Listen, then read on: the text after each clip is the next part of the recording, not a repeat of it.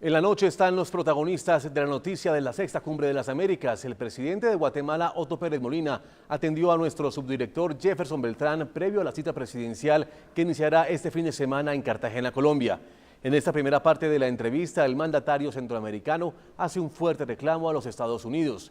El presidente Pérez le exigió a Washington mayor compromiso en su territorio para garantizar la reducción del consumo, bloquear el tránsito interno de la cocaína y combatir el lavado de activos.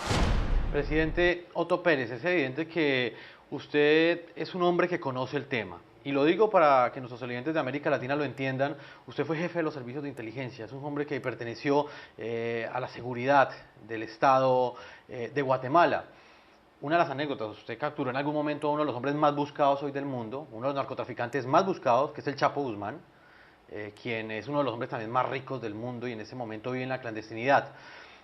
Pese a todo esto, ¿usted siente que en este momento la corresponsabilidad con la cual los Estados Unidos han asumido este problema, ¿usted cree que es la acertada? ¿Cree que Estados Unidos ha pagado la responsabilidad que tiene como uno de los países más consumidores del mundo de cocaína en este flagelo que, repito, afecta principalmente pues, a toda América Latina, pero en ese momento está afectando en términos de violencia a Centroamérica? No, yo diría que no. Y aquí, hablando con toda la franqueza, no ha habido lo que nosotros llamamos una corresponsabilidad, que es común, porque todos tenemos responsabilidad de una u otra forma, pero diferenciada. No es lo mismo la responsabilidad que tenemos países como Centroamérica y como Guatemala, en donde es una ruta de tráfico, al país que está consumiendo esta droga, que el destino final es Estados Unidos. Si el destino final no fuera Estados Unidos, nosotros no tendríamos ese problema del narcotráfico. Entonces hay una corresponsabilidad, pero debe ser diferenciada. Y eso de diferenciada quiere decir que se debe de asumir esa responsabilidad diferenciada en apoyar los programas. Pero yo, que tengo la experiencia y que me tocó trabajar, me he quedado frustrado muchas veces de ver cómo con pocos recursos que podríamos estar destinando a la lucha contra la pobreza, a la educación, a la salud, que tanta falta hace en Guatemala, los hemos tenido que destinar para frenar esa circulación de esas drogas que van con destino a Estados Unidos. Y ahí hay un reclamo. Es que no es un reclamo nada más de Otto Pérez, es un reclamo, diría yo, de los países más bien, de Centroamérica y yo diría también de otros países. Entonces, aquí el llamado es, si esto que hemos estado haciendo no ha dado resultados, aún con la participación que todos hemos tenido, pues el llamado es al diálogo. Presidente, en lo que tiene que ver con esa propuesta que ustedes traen a esa Sexta Cumbre de las Américas de abrir ese diálogo en 4 puntos, uno de ellos, el que mayor polémica ha causado, el de la despenalización del consumo y del tráfico de estupefacientes, de cocaína específicamente. ¿Por qué no nos explica un poco esa propuesta que usted hará este fin de semana, este sábado, en horas de la mañana, pues al resto de los países de Centroamérica, pero también la va a socializar con los 33 mandatarios que asisten a esta Cumbre de las Américas aquí en Cartagena de Indias? Bueno, sí, yo no quisiera centrarme en una sola propuesta, y eso fue lo que hicimos en la Antigua cuando invitamos a los presidentes de Centroamérica, porque si hablamos solo la despenalización o la regularización, que a mí me parece que al final de un largo recorrido que nos queda todavía, ese va a ser el resultado final, pero el momento, como todos estos procesos polémicos, van lentos, tienen que ser muchas discusiones, hay mucha oposición, pero al final me parece a mí que el resultado va a ser ese, en no sé cuánto tiempo. Pero hoy lo que estamos haciendo es abrir un diálogo, un debate, porque el diálogo lo que nos permite es identificar diferentes escenarios, diferentes rutas o alternativas para continuar con esta lucha contra el narcotráfico. Y la apertura de de buscar esos escenarios diferentes, creo que sería el llamado que yo vengo a hacer ahora, para que entonces no venga alguien de los jefes de Estado y diga, mire, yo no participo en ese diálogo porque yo no estoy de acuerdo con la despenalización.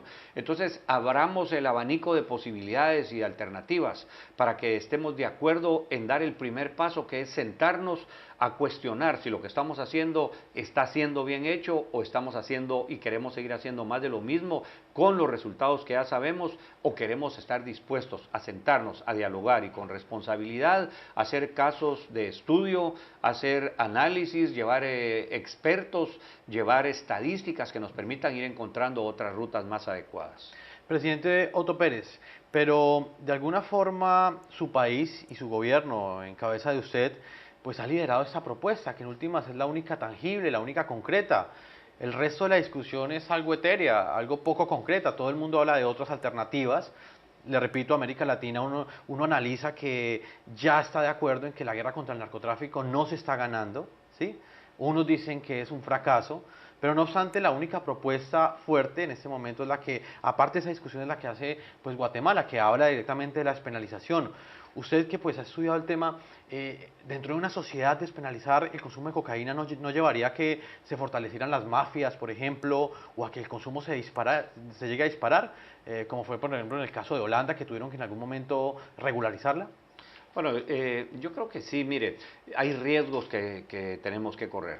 Hoy estamos corriendo un riesgo que lo hemos corrido por 40 años y ya hemos visto cuáles son los resultados, cuántas vidas ha costado, cuánta democracia ha costado, cuánta corrupción nos ha costado también esto. Es decir, un riesgo que lo estamos enfrentando y lo queremos seguir enfrentando con más de lo mismo.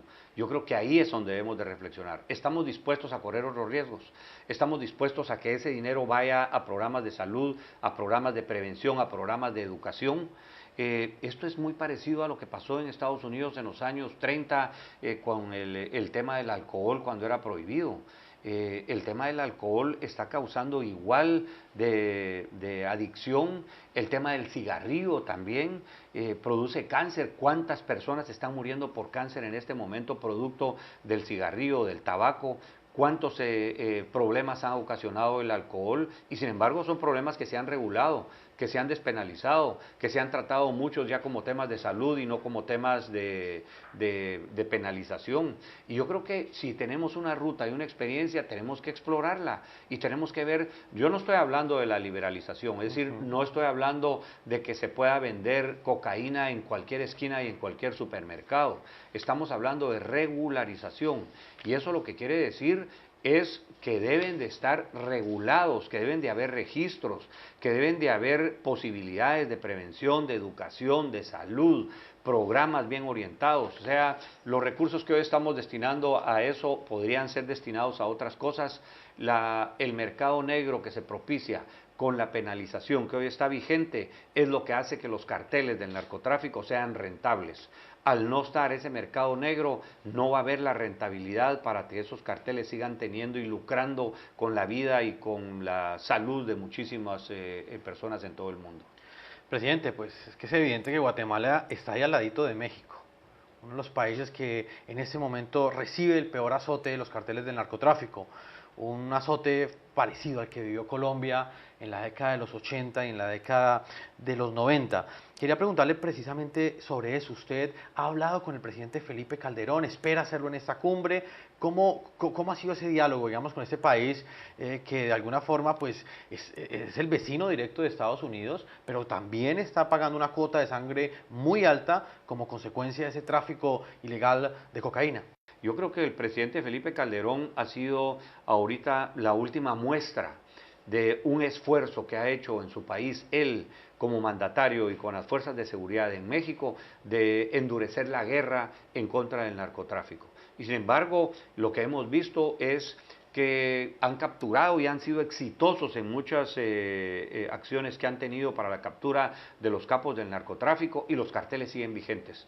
La droga sigue llegando, se sigue transitando, se sigue llegando a Estados Unidos y lo que no vemos en Estados Unidos es esa corresponsabilidad. El cartel más grande, los carteles más grandes de toda Centroamérica o de los países productores y de México debe de estar en Estados Unidos.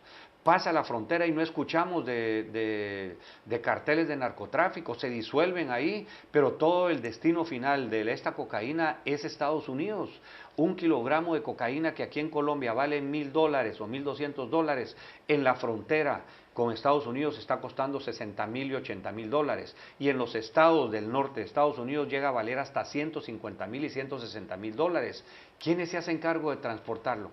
¿Quiénes se hacen cargo de distribuirlo? ¿Dónde están los responsables de esos carteles? ¿Dónde están los responsables del lavado del dinero? Porque todo lo que viene aquí son dólares, lo que llega a Guatemala, Centroamérica e incluso a los países de aquí como Colombia.